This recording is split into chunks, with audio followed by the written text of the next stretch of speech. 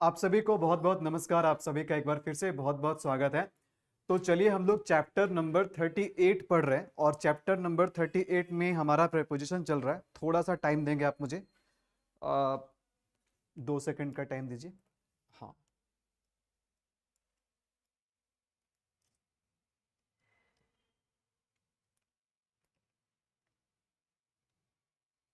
ठीक है। तो थोड़ा सा कभी कभी टेक्निकल प्रॉब्लम के वजह से सेशन को स्टार्ट करने में लेट हो जाता है, तो इसके लिए सॉरी बोलना चाहूँगा आप लोगों को। और आज हम लोग पढ़ेंगे बहुत ही कंफ्यूजिंग प्रेपोजिशन, और वो आएगा prepositions of reason and cause में। ठीक है, तो ध्यान दीजिएगा, बहुत सारे प्रेपोजिशन है जिसका यूज हम करते हैं रीजन या कॉज बताने के लिए, लेकिन कहीं ना कहीं हमें पता नहीं चल पाता है कि हमें कब कौन सा प्रेपोजिशन लगाना है। और सबसे पहला कंफ्यूजन तो आपको यहीं पर मिल जाएगा कि रीजन और कॉज में क्या अंतर होता है। रीजन और कॉज में क्या अंतर होता है भाई? रीजन और कॉज दोनों का मतलब लगभग एक जैसा ही होता है, दोनों का मतलब कारण या फिर वजह होता है। लेकिन देखो फर्क क्या है दोनों में। सबसे पहले इन दोनों टर्म में मैं आपको फर्क बता देता हूं। देखो, रीजन का मतलब आप हिंदी में कारण बोल सकते हो अगर हिंदी में देखा जाए तो, और कॉज का मतलब हो गया वजह। ठीक है, वजह। लेकिन अगर मैं रीजन की बात करूं तो रीजन का मतलब होता है, देखो ध्यान देना, रीजन के बारे में अगर पता करना हो तो क्वेश्चन करना है वाई। रीजन के बारे में अगर पता करना हो तो क्वेश्चन करना है वाई। और अगर कॉज के बारे में पता करना हो तो क्वेश्चन करना है व्हाट। क्वेश्चन करना है व्हाट। ठीक है, बात समझ में आ रही है? यानी जहां पर हम एक्सप्लेनेशन देते हैं, जहां पर हम कारण बताने के लिए एक्सप्लेनेशन देते हैं या लॉजिक देते हैं, जहां पर हम एक्सप्लेनेशन या लॉजिक देते हैं कि कोई चीज क्यों हुआ, कोई घटना क्यों हुई, उसके पीछे हम अगर लॉजिक देना शुरू कर दे, हम एक्सप्लेनेशन देना शुरू कर दे, तो वो क्या होता है? वो रीजन होता है। लेकिन कॉज जो होता है ना, वहां पर कोई एक्सप्लेनेशन या कोई लॉजिक नहीं होता है। हम सीधे तौर पे बस कारण बताते हैं, यानी सीधे तौर पे हम फैक्टर बताते हैं।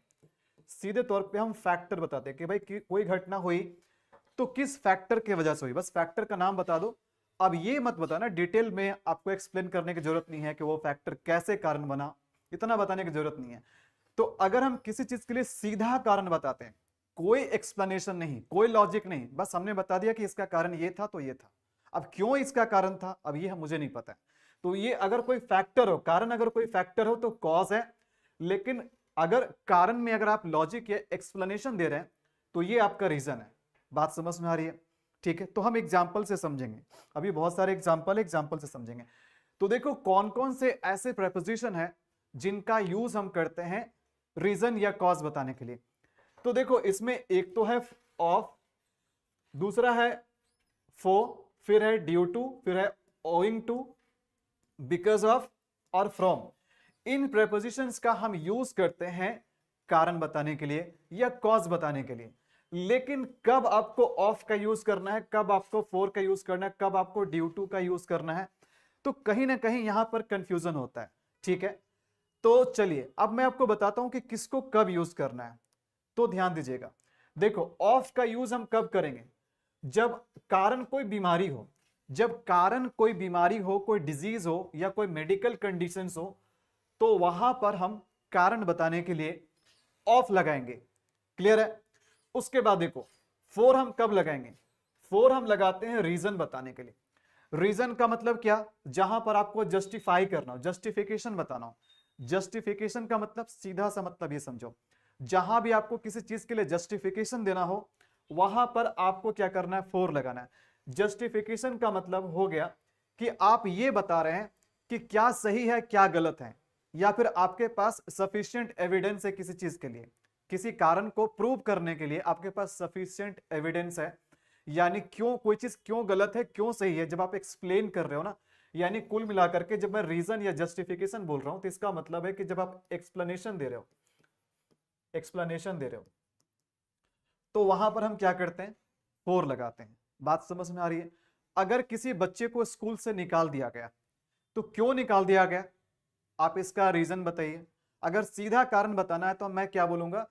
बच्चा का जो बिहेवियर था ना वो अच्छा नहीं था, मतलब मिस बिहेवियर की वजह से बच्चे को स्कूल से निकाल दिया गया। अब इसके पीछे मैं कोई लॉजिक या कारण नहीं देना चाहता हूं, लेकिन अगर मैं यहां पर फोर लगा रहा हूं तो फोर लगाने का मतलब है कि मैं उसको एक्सप्लेन कर रहा हूं, मैं ये बताने की कोशिश कर रहा हूं, मैं जस्टिफाई करने का कोशिश कर रहा हूं कि क्या सही था और क्या गलत था। तो जब आप सही और गलत का फर्क बताने लगते हैं, जहां कारण में सही और गलत वाली फैक्टर आ जाती है ना, तो उसी को हम जस्टिफिकेशन बोलते हैं। यानी तब हम क्या करेंगे, फोर लगाएंगे।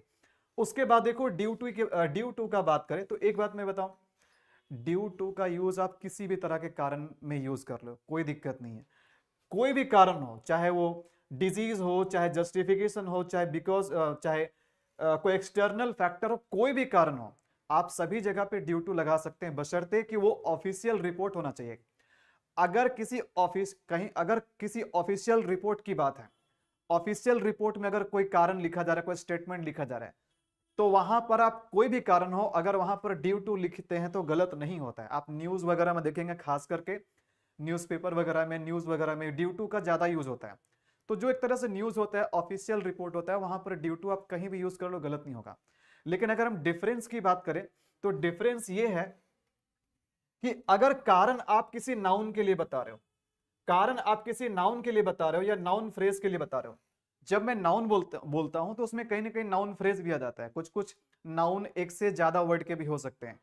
तो कारण, जो आप कारण बता रहे हो और उस कारण का मेन फोकस आपका सेंटेंस के वर्ब पे नहीं है, सेंटेंस के एक्शन पे नहीं है, बल्कि सेंटेंस में जो नाउन यूज हुआ है, जिसके पहले वो प्रेपोजिशन आ रहा है, उस पर आप फोकस कर रहे हैं, तो वहां पर आप क्या करोगे, ड्यू टू लगाओगे।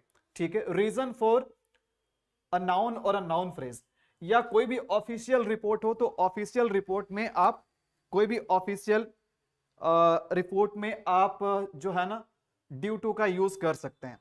और जो मैं तीसरा तरीका बता रहा हूं ड्यू टू के बारे में, तो अगर सेंटेंस को प्रेडिकेटिव स्ट्रक्चर में लिखा गया, आपको शुरू में सेंटेंस में मैंने आपको प्रेडिकेट, इवन एडजेक्टिव वाले चैप्टर में भी मैंने आपको एट्रीब्यूटिव और प्रेडिकेटिव के बारे में बताया। देखो लिंकिंग वर्ब के जिस सेंटेंस में कोई एक्शन नहीं हो, बस लिंकिंग वर्ब हो, और कौन सा लिंकिंग वर्ब हो, खास करके बी वाला फॉर्म हो। बी वाला फॉर्म क्या क्या होता है, is, am, are, was, were. अगर किसी सेंटेंस का मेन वर्ब अगर is, am, are, was, were है, यानी कि कोई एक्शन बताने वाला वर्ब नहीं है, ठीक है, तो वहां पर वो सेंटेंस क्या हो जाता है, वो सेंटेंस प्रेडिकेटिव यूज हो जाता है, वो सेंटेंस प्रेडिकेटिव यूज हो जाता है। और प्रेडिकेटिव यूज में आप ड्यू टू का प्रयोग करेंगे, क्योंकि प्रेडिकेटिव यूज में आपका जो मेन फोकस होता है ना, वो सेंटेंस के किसी वर्ब या एक्शन पे नहीं होता है, बल्कि उस नाउन पे होता है या उस नाउन फ्रेज पे होता है जिसके पहले वो प्रीपोजिशन आप लगाते हो। ठीक है, या सेंटेंस अगर आपका पैसिव स्ट्रक्चर में, सेंटेंस अगर आपका पैसिव वॉइस में लिखा है, तो वहां पर भी हमारा मेन फोकस एक्शन पे नहीं होता है, बल्कि हमारा मेन फोकस होता है नाउन या नाउन फ्रेज पे होता है। तो इन जगहों पे आप ड्यू टू का यूज कर सकते हो। देखो अभी मैं एग्जाम्पल नहीं दे रहा हूं, एग्जाम्पल दूंगा तो सब चीज बहुत आसानी से क्लियर हो जाएगा। जब हम लोग एग्जाम्पल पे आएंगे ना, तो जो बात मैं बोल रहा हूं ना वो और अच्छे से समझ में आएगा। देखो अब देखो ड्यू टू और ओइंग टू, ये दोनों में क्या फर्क है। देखो जहां जहां पर आप ड्यू टू का यूज करते हो ना, वहां पर आप ओइंग टू का भी यूज कर सकते हो, यानी इसका यूज भी आप ऑफिशियल रिपोर्ट के लिए कर सकते हो। लेकिन इसके साथ प्रीफर देखो क्या किया जाता है, इसका यूज हमेशा सेंटेंस के बिगिनिंग में, यानी सेंटेंस के स्टार्ट में करो, तो ये ज्यादा अच्छा रहता है। ठीक है, वैसे बोलने वाले लिखने वाले कहीं भी लिख देते हैं, लेकिन अगर एक्यूरेसी की बात करी जाए तो ऑफिशियल रिपोर्ट के लिए हम ड्यू टू का भी यूज करते हैं, आप ओइंग टू का भी कर लो। ठीक है, दोनों लगभग एक जैसे है, बस फर्क क्या है कि ड्यू टू का यूज हम ज्यादातर सेंटेंस के बीच में करते हैं, लेकिन ओइंग टू का यूज आपको करना है at the beginning of a sentence, इसको सेंटेंस के शुरू में करना है। ठीक है, अच्छा उसके बाद देखो बिकॉज ऑफ का यूज हम कहां करते हैं। सबसे पहले मैं बता दूं, बिकॉज ऑफ एक प्रेपोजिशन है, लेकिन केवल हम बिकॉज बोले तो केवल बिकॉज जो है ना, ये प्रेपोजिशन नहीं है। केवल अगर कोई आपसे पूछेगा कि क्या बिकॉज यहां पर प्रेपोजिशन है, तो बिकॉज प्रेपोजिशन नहीं है, बिकॉज एक कंजंक्शन है। बिकॉज जो है ना, ये एक कंजंक्शन है, this is not a preposition. Because एक कंजंक्शन है, लेकिन बिकॉज ऑफ जो है ये प्रेपोजिशन है, तो हमारा ध्यान बिकॉज ऑफ पे रहने वाला, बिकॉज पे नहीं रहने वाला। ठीक है, तो ध्यान दीजिएगा। देखो तो बिकॉज ऑफ का हम यूज कब करेंगे, बिकॉज ऑफ का यूज आप तब करो जब आप कोई डायरेक्ट कारण बता रहे हो। अगर कारण कोई डायरेक्ट सीधा कारण है, मतलब उसमें हम कोई इफ और बट नहीं, कोई एक्सप्लेनेशन और कोई जस्टिफिकेशन हम नहीं दे रहे हैं, बस हम एक फैक्टर बता रहे हैं कि वो फैक्टर इस चीज के लिए जिम्मेवार है। तो सीधा अगर कारण बताना हो, डायरेक्ट कॉज बताना हो, तो वहां पर आप क्या करेंगे, बिकॉज ऑफ का यूज करेंगे। दूसरी बात, यहां मैंने बोला ड्यू टू में कि रीजन अगर फोकस किस पे है, रीजन अगर फोकस है नाउन या नॉन फ्रेज पे तो ड्यू टू लगाओ। लेकिन रीजन जो आपका है ये फोकस है एक्शन पे, ये फोकस किस पे है, एक्शन पे फोकस्ड है, ठीक है। तो वहां पर आप बिकॉज ऑफ लगाओगे, या फिर कोई आप सीधा कोई कारण बता रहे हो, सीधा कोई कॉज बता रहे हो। देखो कॉज का मतलब हो गया फैक्टर, कॉज का सीधा मतलब क्या हो गया, फैक्टर, कि कौन सा फैक्टर है, ठीक है। तो वहां पर आप बिकॉज ऑफ लगाओगे। और बात करें फ्रॉम, कभी कभी कारण बताने के लिए हम क्या करते हैं, फ्रॉम का भी यूज कर लेते हैं। तो कोई एक्सटर्नल फैक्टर कोई बताना, एक्सटर्नल फैक्टर का मतलब कि कारण का सोर्स क्या है, किसी कारण का सोर्स क्या है, ये बताना हो तो वहां पर आप क्या करेंगे, फ्रॉम लगाएंगे। तो ये कारण या कॉज बताने वाले प्रेपोजिशन है। टोटल 6 प्रेपोजिशंस मैंने यहां पर बताया जिनका यूज होता है कारण बताने के लिए। लेकिन मैं साथ ही साथ सबका यूसेज और डिफरेंस भी बता दिया। अब हम लोग बात करते हैं एग्जाम्पल पे, ठीक है। अब एग्जाम्पल से ही चीजें हम लोगों के लिए क्लियर होंगे। तो चलिए एग्जाम्पल मैं आपको दिखाता हूं। हाँ, अब देखो, अब यहां पर मैंने कुछ सेंटेंसेस लिए हैं, यहां पर आपको ब्लैंक स्पेसेस मिल जाएंगे और आपको सही यहां पर जो 6 प्रेपोजिशंस मैंने आपको बताए कारण या कॉज बताने के लिए, आपको देखना है कि किस में कौन सा प्रेपोजिशन जाएगा, ठीक है। सभी सेंटेंस में आपको कारण या कॉज मिल जाएगा। अब आपको डिसाइड करना है कि कहां पर आप क्या लगाओगे, तो ध्यान दीजिएगा। पहला सेंटेंस क्या है, शी डाइड डैश कैंसर, वह कैंसर से मर गई। उसका मरने का कारण क्या था, उसका मरने का कारण था कैंसर। कैंसर अपने आप में क्या है, कैंसर जो है ये अपने आप में एक मेडिकल कंडीशन है, एक डिजीज है। तो मेडिकल कंडीशन या डिजीज बताने के लिए हम क्या करते हैं, ऑफ लगाते हैं। तो यहां पर आपको ऑफ लगाना पड़ेगा, शी डाइड ऑफ कैंसर। उसके बाद देखो ध्यान दीजिएगा, इन दोनों एग्जाम्पल पे विशेष करके ध्यान देना, क्योंकि इन दोनों एग्जाम्पल पे आपको पता चलेगा अगर रीजन नाउन पे फोकस है या नाउन फ्रेज पे फोकस है तो वहां पर आप तो वहां पर आप क्या करोगे, ड्यू टू लगाओगे। लेकिन अगर जो कारण है ना वो नाउन पे फोकस्ड नहीं है, वो एक्शन पे फोकस्ड है, यानी एक्शन का कारण बता रहे हैं। नाउन का कारण बताएंगे तो ड्यू टू, और एक्शन का कारण बताएंगे तो वहां बिकॉज ऑफ लगाना है। अब देखो यहां पर, they cancelled the match dash heavy rain. अब देखो यहां पर कारण हम, जैसे वे लोग क्या किए, वे लोग मैच को कैंसिल कर दिए, वे लोग मैच को कैंसिल कर दिए। यहां पर कोई एक्शन हुआ क्या, बिल्कुल हुआ। कैंसिल करना क्या एक एक्शन है, तो यहां पर उन लोगों ने एक एक्शन किया कैंसिल करने का, और इस एक्शन का कारण क्या था, ठीक है, हैवी रेन था। तो यहां पर कारण हम किसका बता रहे हैं, एक्शन का कारण बता रहे हैं। तो जब एक्शन का कारण बताओगे तो वहां पर आपको क्या करना है, वहां पर आपको बिकॉज ऑफ लगाना है। तो यहां ड्यू टू मत लगाओ, यहां लगाओ बिकॉज ऑफ, यहां लगा दो बिकॉज ऑफ, ठीक है। दे cancel the match because of heavy rain, they cancel the match because of heavy rain, क्योंकि यहां पर जो है ना ये कैंसल क्या, ये एक्शन है, और कारण हम किसका बता रहे हैं, एक्शन का बता रहे हैं। अब देखो उसके बाद थर्ड एग्जांपल देखना, the cancellation of the match was heavy rain.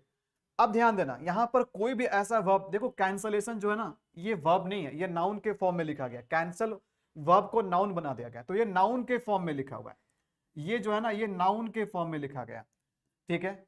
और सेंटेंस का जो हमारा मेन वर्ब है ये वॉज है, और वॉज क्या है, एक लिंकिंग वर्ब है जो बी से बनता है, और यहां पर कोई एक्शन वर्ब नहीं है। तो कोई एक्शन वर्ब नहीं है ना, तो यहां पर हमारा मेन फोकस किस पे, इस नाउन फ्रेज पे, इस नाउन फ्रेज पे हमारा मेन फोकस है, ठीक है। यहां हम कोई एक्शन का कारण नहीं बता रहे हैं, यहां कारण हम बता रहे हैं किसी नाउन का बता रहे हैं, ठीक है। हाँ, तो इसलिए यहां पर हम क्या करेंगे, ड्यू टू लगाएंगे, यहां पर हम ड्यू टू लगाएंगे। तो ये दोनों सेंटेंस बेस्ट एग्जांपल है इस चीज को समझने में कि कब हमें बिकॉज ऑफ लगाना है और कब हमें ड्यू टू लगाना है, ठीक है। कब हमें बिकॉज ऑफ लगाना है, कब हमें ड्यू टू लगाना है, ठीक है, समझ में आया। उसके बाद देखो मैंने फिर इसी तरह के एग्जांपल, 2 एग्जांपल और लिए हैं ताकि ये जो कंसेप्ट है ना और अच्छे से क्लियर हो जाए। अब देखो he failed dash his negligence, negligence का मतलब लापरवाही होता है। नेग्लिजेंस का मतलब होता है किसी चीज पे ध्यान ना देना, केयर ना करना, ठीक है, लापरवाही। तो वो फेल कर गया, किस कारण से फेल किया? लापरवाही, अपने लापरवाही के कारण से फेल किया, ठीक है। तो यहां पर देखो एक वर्ब है फेल करना, और फेल करना क्या हो गया? एक एक्शन हो गया। तो हम कारण किसका बताना चाह रहे हैं? यहां पर हम एक्शन का कारण बताना चाह रहे हैं, और जब एक्शन का कारण बताना चाहते हो तो वहां पर बिकॉज ऑफ लगाना। तो यहां पर क्या करेंगे? बिकॉज ऑफ लगाएंगे। He failed because of his negligence. He failed because of his negligence. लेकिन ध्यान दीजिएगा, हिज फेलियर वॉज, अब देखो फेलियर जो है ना, ये वर्ब नहीं है, ये नाउन है, ये नाउन की तरह यूज हुआ है। His failure was dash his negligence. तो फिर से हमारा फोकस किस पे? नाउन पे, यानी हम कारण किसका बता रहे हैं? कोई एक्शन। जब इस सेंटेंस में कोई एक्शन वाला वर्ब है ही नहीं, तो फिर कहां से हम किसी एक्शन का कारण बताएंगे? यहां तो कोई एक्शन वाले वर्ब है ही नहीं।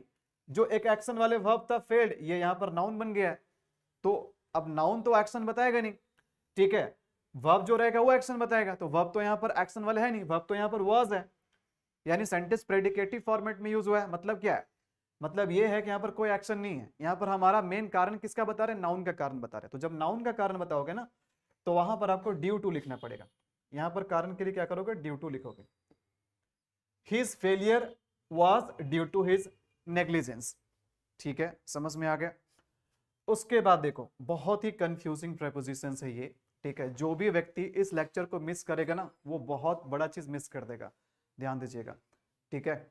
और कहीं भी आप बुक में खोज लो, डिक्शनरी में खोज लो, कहीं कोई टीचर से खोज लो, ये ऐसा प्रेपोजिशंस है, प्रेपोजिशन ऑफ रीजन। सब लोग पता है क्या करते हैं? बोलेंगे कि फ्रॉम भी कारण बताता है, ड्यू टू भी कारण बताता है, ऑफ भी कारण बताता है। भाई कौन सा कारण? ये तो अंतर तो बता दीजिए। अंतर कोई नहीं बताएगा, आप देख लेना, पूरा सर्च करके, पूरा गूगल पे सर्च करना, अंतर कोई नहीं बताएगा, ठीक है। सब बोलेगा कि सबका यूज हम कारण के लिए करते हैं। ओके, समझ में आ गया। अब देखो 6 नंबर सेंटेंस क्या है? All schools will remain closed dash heat wave. अब गर्मी के समय में क्या चलता है? समर सीजन में क्या चलता है? हीट वेव चलता है, लू चलता है, ठीक है। तो उसके कारण से गवर्नमेंट को ऑर्डर देना होता है कि भाई अब अगले 1 सप्ताह तक, 2 सप्ताह तक स्कूल्स, कॉलेजेस, ठीक है, बंद रहेंगे क्योंकि हीट वेव है। तो स्कूल्स जो है ना वो बंद रहेंगे। इसके कारण क्या है? इसका कारण है हीट वेव है।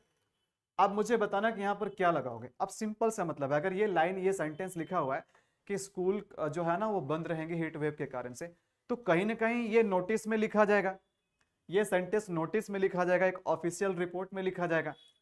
तो नोटिस हो, ऑफिशियल रिपोर्ट हो, या कोई फॉर्मल राइटिंग हो, वहां पर हम कारण बताने के लिए ड्यू टू का यूज करते हैं। तो यहां पर ड्यू टू का यूज करना पड़ेगा, यहां पर ड्यू टू का यूज करना पड़ेगा, बिकॉज ये क्या है? ये ऑफिशियल रिपोर्ट में जा रहा है। All schools will remain closed due to heat wave, ठीक है। अब देखो सेम सेंटेंस है, लेकिन यहां पर हुआ क्या कि हीट वेव को पहले रखा गया, हीट वेव को पहले रखा गया। तो मैंने आपको क्या बताया था कि अगर प्रेपोजिशन से ही अगर सेंटेंस शुरू करना है और कारण बताना है, तो वहां पर आप ड्यू टू का यूज ना करके आप ओइंग टू का करना। तो यहां पर ओइंग टू लगा दो, यहां पर ड्यू टू मत लगाओ, यहां ओइंग टू लगाओ, क्योंकि सेंटेंस को स्टार्ट कर रहा है। तो ड्यू टू के जगह पे क्या कर रहे हैं? ओइंग टू लगा रहे हैं। Owing to heat wave all schools will remain closed. तो ड्यू टू का भी यूज हम करते हैं ऑफिशियल रिपोर्ट के लिए, और ओइंग टू का भी हम यूज करते हैं ऑफिशियल रिपोर्ट के लिए। बस फर्क है कि ड्यू टू का यूज हम करते हैं सेंटेंस के बीच में या सेंटेंस के अंदर कहीं पर जहां पर जरूरत होगा, लेकिन ओइंग टू का यूज हमेशा आपको सेंटेंस के स्टार्टिंग में करना है, सेंटेंस के शुरू में करना है। ओके, उसके बाद देखना अगला एग्जाम्पल क्या है? ही वॉज फाइंड, उसे फाइन लगाया गया। कभी आपको फाइन लगाया क्या?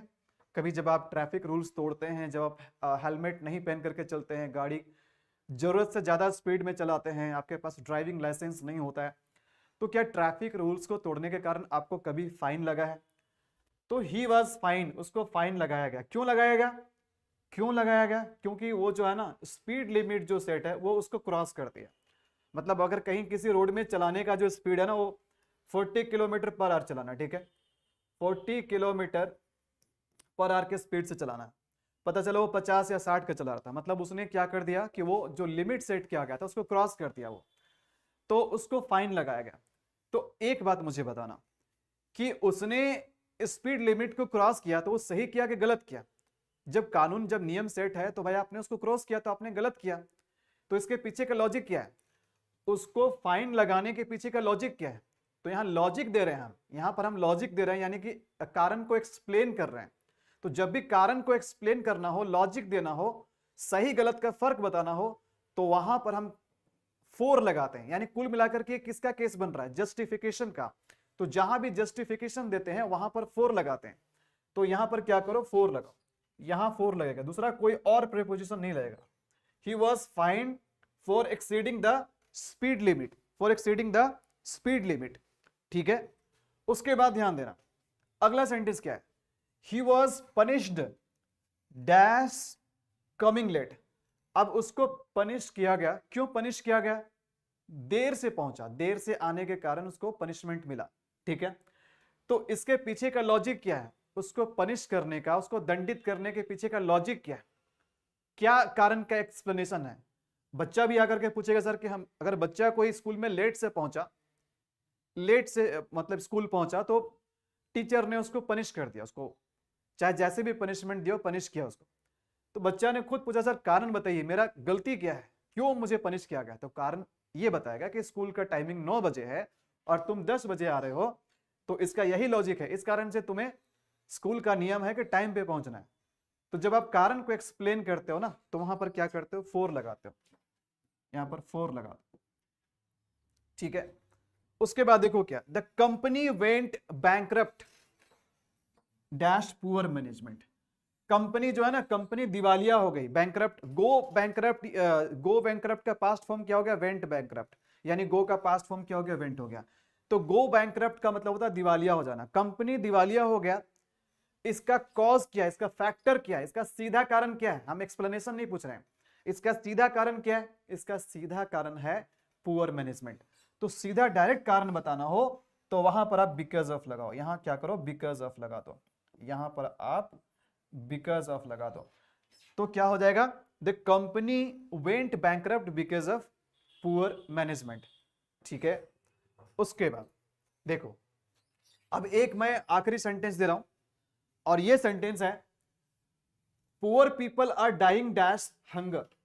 अब गरीब लोग जो है ना, वो भूख से मर रहे हैं, गरीब लोग भूख से मर रहे हैं। अब मुझे ये बताना, ये भूख क्या है, ये कोई बीमारी है, भाई भूख तो कोई बीमारी है नहीं, ना ही कोई मेडिकल कंडीशन है, और ना ही यहां पर हम कोई जस्टिफिकेशन दे रहे हैं, यहां पर हम किसी को कोई प्रूव करने का कोशिश कर रहे हैं, साबित करने का कोशिश कर रहे हैं कि गरीब लोग भूखे से मर रहे हैं और कोई चीज से नहीं मर रहा है। ठीक है, हम यहां पर प्रूव करने का भी कोशिश नहीं कर रहे हैं। ठीक है, यानी रीजन कोई कहीं से भी एक्सप्लेन नहीं हो रहा है। ठीक है, और ये कोई बीमारी भी नहीं है, तो ये क्या है, एक एक्सटर्नल फैक्टर है। और कोई अगर एक्सटर्नल फैक्टर हो तो वहां पर आपको फ्रॉम लगाना है। तो यहां पर क्या करना है, फ्रॉम लगाना है, यहां पर फ्रॉम लगाना है। और एक तरह से ये सोर्स भी है, उसके मरने का जो सोर्स है ना, ये कारण कहां से उत्पन्न हो रहा है, भूख से उत्पन्न हो रहा है, भूख से ये कारण जो है ना, ये क्रिएट हो रहा है। तो जब आपका कारण कोई सोर्स हो या कोई एक्सटर्नल फैक्टर हो, तो वहां पर हम क्या करते हैं, फ्रॉम लगाते हैं। तो poor people are dying from hunger. और कभी कभी सेम क्वेश्चन, ऐसा ही क्वेश्चन बहुत सारे एग्जाम में आ चुका है, और ऑप्शन में आपको दे देगा, ऑप्शन में आपको अलग अलग प्रीपोजिशन दे देगा। तो आपको एक बात ध्यान रखना है, क्या करना है, आपको यहाँ पर फ्रॉम लगाना है। ठीक है, समझ में आ गया। आई होप कि आपको जितने भी मैंने टोटल 11 मैंने सेंटेंस एग्जांपल्स दिए, और इन एग्जांपल से आई होप कि अब आपको बात क्लियर हो गया। तो वीडियो के लास्ट में एक सेंटेंस है जो आप यहां पर बताइएगा कौन सा प्रीपोजिशन यहां पर जाएगा। देखो सेंटेंस है,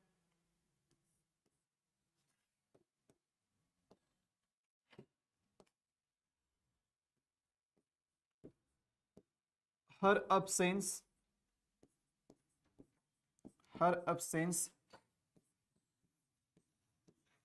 from the work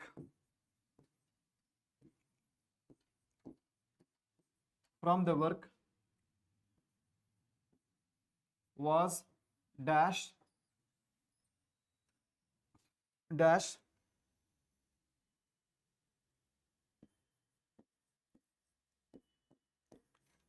her illness।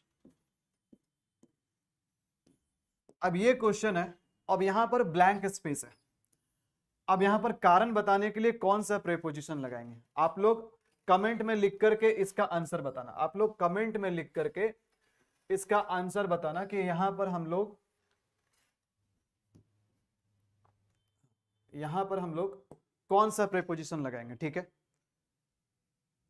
आप लोग कमेंट में बताना यहां पर आप क्या लगाओगे। ऑफ लगाओगे, ड्यू टू लगाओगे, ओइंग टू लगाओगे, फ्रॉम लगाओगे, फॉर लगाओगे, बिकॉज ऑफ लगाओगे, क्या लगाओगे। हर absence from the work was dash her illness. तो अपने बीमारी के कारण वो अपने काम से अब्सेंट है। उसके अब्सेंस का कारण क्या है, जो काम से अब्सेंस है तो उसके अब्सेंस का कारण क्या है, उसका बीमारी है, उसका इलनेस है। तो यहां पर कारण बताने के लिए हम कौन सा प्रीपोजिशन लगाएंगे। अगर जो कुछ भी लॉजिक मैंने बताया इस वीडियो में अगर आपको समझ में आ गया तो पक्का आप इस क्वेश्चन का सही जवाब देंगे। और आप प्लीज कमेंट में लिख करके इसका आंसर बताइएगा। ठीक है, जिसका आंसर सही होगा मैं उसको हार्ट दे दूंगा। ठीक है, चलिए, तो कैसा रहा आज का वीडियो आप लोग कमेंट में लिखकर जरूर बताइएगा। कोई भी फीडबैक हो कमेंट में बताइए, और अच्छा लगा तो लाइक और शेयर जरूर कीजिएगा। बहुत जल्द आपका प्रिपरेशन कंप्लीट हो जाएगा, क्योंकि जितने भी अलग अलग चीजें एक्सप्रेस कर रहे थे प्रिपोजिशन मैंने आपको बता दिया। अब हम लोग अगले क्लास में फिक्स्ड प्रीपोजिशंस पे काम करेंगे। फिक्स्ड प्रीपोजिशंस में कौन कौन से वर्ड्स के साथ, मतलब वैसे तो फिक्स्ड प्रीपोजिशंस बहुत सारा है, लेकिन जो सबसे ज्यादा इंपॉर्टेंट है, जो ना एग्जाम में भी आते हैं, टेस्ट में भी आते हैं, उन सारे फिक्स्ड प्रीपोजिशंस का मैं आप लोगों को करा दूंगा।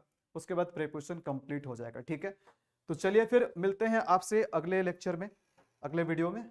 Till then it's a good bye.